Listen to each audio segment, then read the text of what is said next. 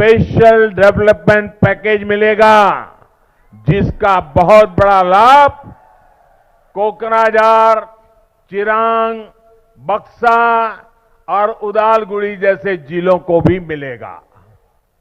इसका सीधा मतलब है कि बोडो जनजाति के हर अधिकार का, भाषा संस्कृति का विकास सुनिश्चित होगा, संरक्षण सुनिश्चित होगा।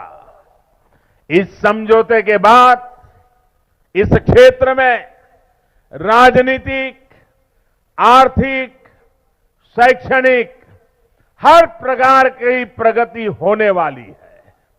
मेरे भाइयों और बहनों, अब सरकार का प्रयास है कि असम एकॉर्ड की धारा 6 को भी जल्द से जल्द लागू किया जाए।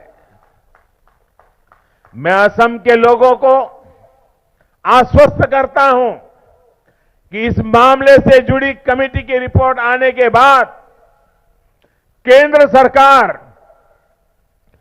और त्वरित गति से कार्रवाई करेगी। हम लटकाने भटकाने वाले लोग नहीं हैं, हम जिम्मेदारी लेने के स्वभाव के लोग हैं। इसलिए अनेक सालों से असम की जो बात लटकी पड़ी थी, अटकी पड़ी थी, भटका दी गई थी, उसको भी हम पूरा करके रहेंगे। साथियों, आज जब बोडो क्षेत्र में नई उम्मीदों, नए सपनों, नए हौसले का संचार हुआ है, तो आप सभी की जिम्मेदारी और बढ़ गई है।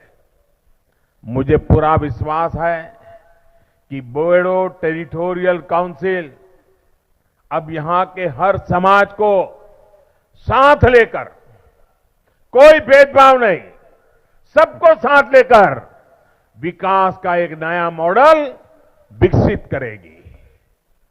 मुझे ये जानकर भी प्रसन्नता हुई है कि असम सरकार ने बोडो भाषा और संस्कृति को लेकर कुछ बड़े फैसले लिए हैं और बड़ी योजनाएं भी बनाई है।